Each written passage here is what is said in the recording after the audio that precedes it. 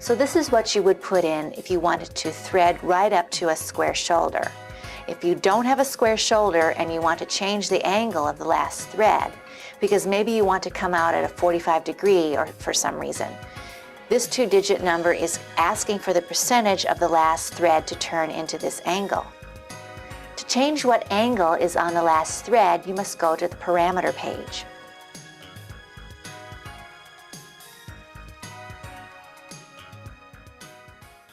Take some taper out of your thread that was caused by tool deflection. This R letter makes the tool move at an angle in X and Z to create a taper. This number is found by taking the X starting diameter and the X ending diameter and subtracting them, and then dividing them by 2. The big mistake people make in this is that they just look at the thread length when making their calculation. This is not correct. You must take the dimensions from where you are starting from in X and Z, because you must be in front of the part by at least a couple of pitch lengths when you start your cycle. Since you are in front of the part that much, it also means that you are below in X an amount because of how the angle is figured out. Disc 3 also goes through peck drilling and tapping from the gang with the G84 and 87. The G83 is a peck drilling cycle similar to the G65 macro we talked about before.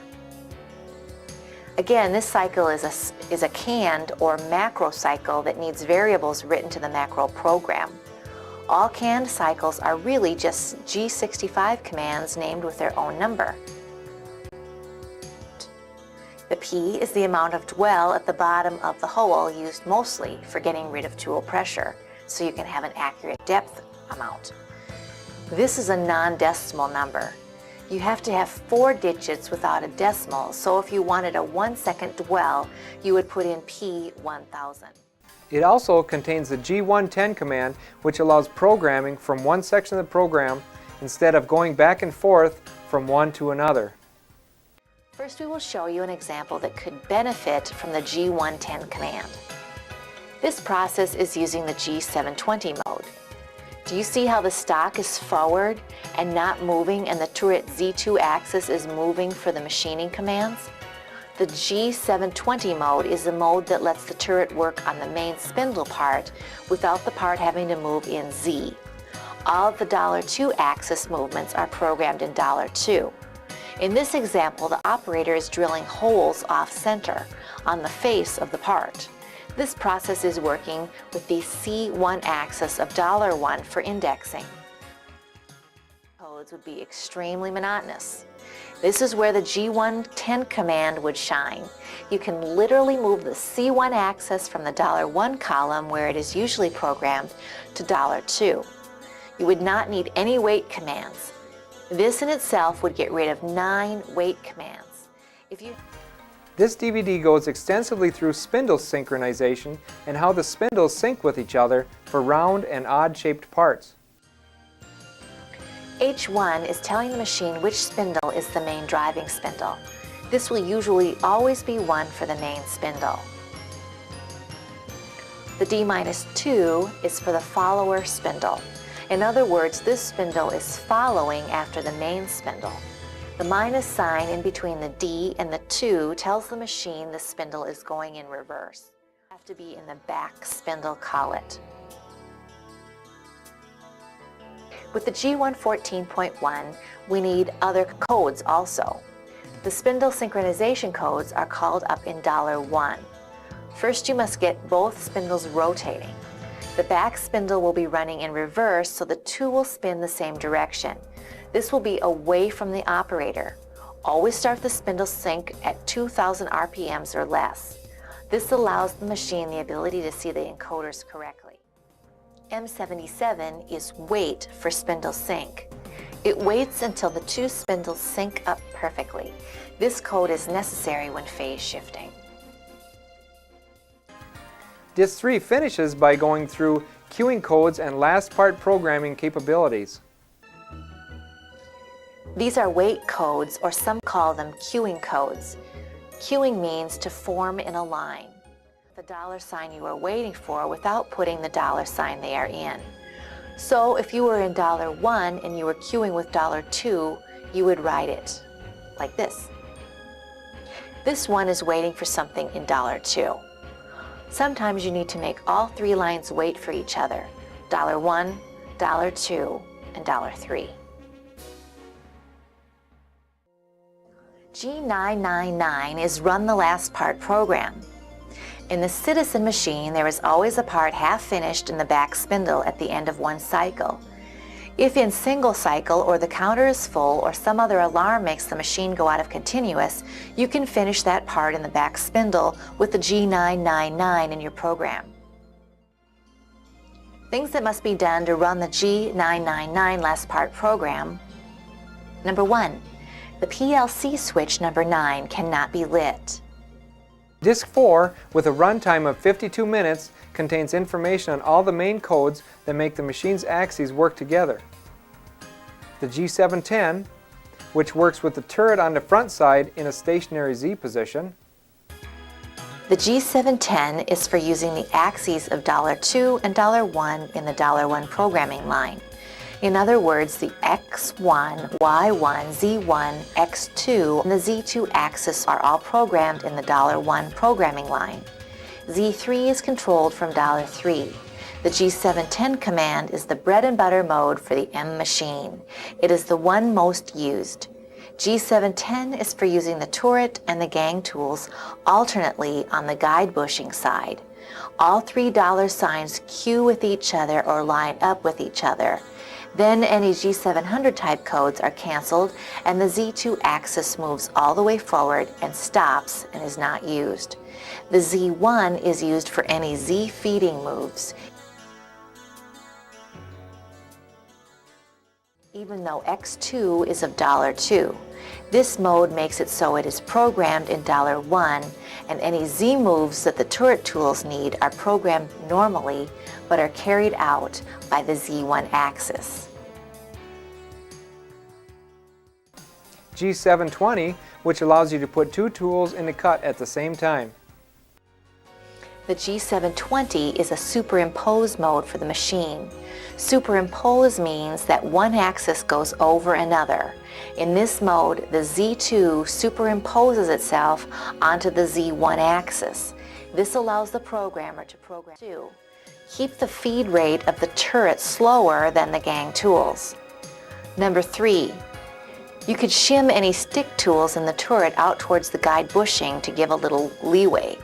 They would have to be G50'd to say where they were. The G730 allows machining in the subspindle part at the same time gang tools are working on the guide bushing side. The G730 mode is back-front machining. The gang tools work on the part in the main spindle. The back spindle moves to a fixed point and stops, and the turret works on the part in the back spindle. The turret X2 and Z2 axes are used for the machining movements into the part in the back spindle. The X1, Y1, Z1, and C1 axes are programmed in $1 and work on the part in the main spindle.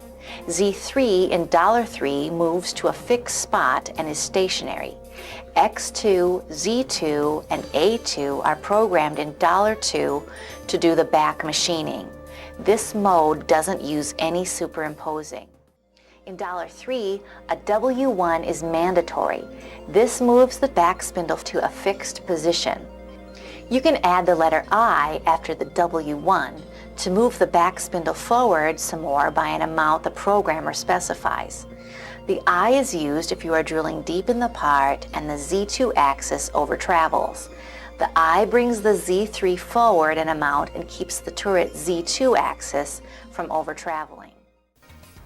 G740 allows machining with the turret on the guide bushing side at the same time it is working on the part in the subspindle while simultaneously turning with a gang tool. The G740 is the mode to run both tool groups independently. The G740 is a dual superimpose mode for the machine. Superimpose means that one axis goes over another. As one axis is moving, another can be following it at its own feed rate and will not lose where it is even though the other axis is moving also. In this mode, the Z2 superimposes itself onto the Z1 axis, and the Z3 superimposes onto the Z2 axis. This allows the programmer to program many operations at a time. All the superimposed functions of this machine are in the Z axes only. In the G740 mode, as the stock comes out of the guide bushing, the turret tools know where the Z0 of the part is and follow it as if it wasn't moving. $3 controls Z3. The main spindle RPM is programmed in $1 and the back spindle RPM is programmed in $2 or $3. Disc 4 finishes up with the G750 code. This is for picking off the part and machining while the subspindle is clamped on. G750 is used to superimpose the Z3 onto the Z1 axis. Superimpose means that one axis goes over another and uses the same coordinate system. The Z3 axis is hooked on, so to speak, with the Z1 axis. Both axes can move independent of each other, but they always know where the Z0 of the part is. It works on the part like it isn't moving. The G750 is used for supporting the part when turning or milling and for holding the part for the cutoff routine. Most people use the G750 for the cutoff pickoff.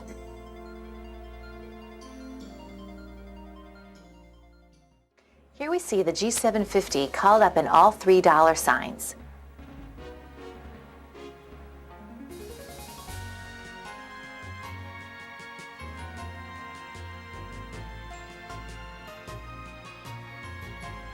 Before we go into a G750, all G50 incremental shifts have to be canceled. Disc 5, with a runtime of 70 minutes, goes extensively through the necessary information to program the M2 and M3 version Citizen M machines.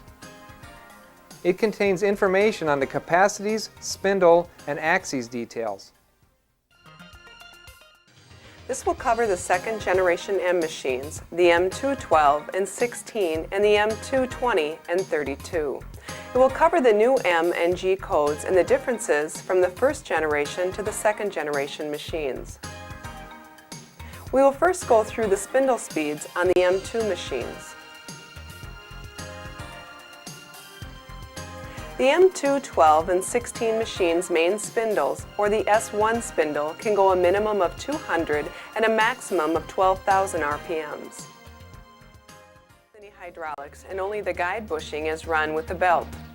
The rest of the drives are all direct. Also, both the C-axis on the main and the back spindle do not use a shot pin any longer for holding location when indexing. Only servo power is used for stabilizing. It also incorporates the new axes of the machine. We now have 5 new axes to add to what you already know. The main new axis is the X3 axis. This is for going up to the 40s tool that are above the turret. The A1 axis controls the main spindle collet chuck. The A2 axis controls the back spindle collet chuck. The A3 axis controls the knockout that is used to eject the part out of the sub-spindle. The T1 axis is for turret indexing. Disc 5 also goes through the new gang tool numbers and their locations. 9 being the farthest over live gang tool. It also explains the new G codes. Let's go through the new G codes and some of the programming changes for the second generation M machines. G43 and G44 are for telling the machines which spindles and encoder you want to read for inches per revolution feeding. Disc 5 also goes through the new tool positions 41, 42, and 43. Now the sub-spindle is called Tool 40.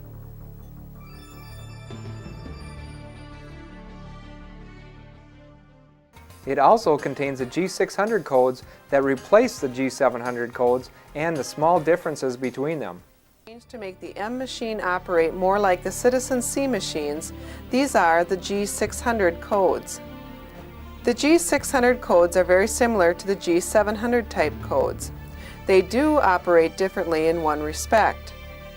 The U and W commands are opposite in how they work compared to the Type 1 and Type 2 machines. Instead of moving to a position where they are called out, they stay where they are, and they only move if the U or the W is not on the line. So a U or a W makes the tool group stay where it's at. Disc 5 goes through the M codes necessary to run the new axes on the machine and the new servo-driven devices. Now let's go through the new M codes and some of the programming differences of the second generation machines compared to the first generation machines. The second generation M series machines do not use hydraulics or pneumatics to operate any components. Instead, servo motors are used. Now that servo motors are used, we must program them. The M codes to program these servo motor components are now macros. A macro's M code must be written on the end of a line or on a line by itself in the program. If they are not programmed this way, the code will look for variables or letters after it that may not make them operate correctly. The main collet clamp and unclamp, which now uses the A1 axis for operating the collet system. M15 and 16 for the sub-spindle collet clamp and unclamp, which now uses the A2 axis for operation. M10 is knockout forward and now has 3 variables or letters that can be used after it. The Z variable specifies the position to go out to. Disc 5 finishes by describing tool calls on the new machines that save even more time compared to the first generation machines. Now let's go through the differences in changing tools in the second generation machines compared to the first generation machines. The second generation M series machines change gang tools a little different than the first generation machines. They also have new options for the gang, and there are some options with the new 40s tools. The first new thing for the gang tools is that the control makes a calculation from the tool set page to create a safer tool change condition.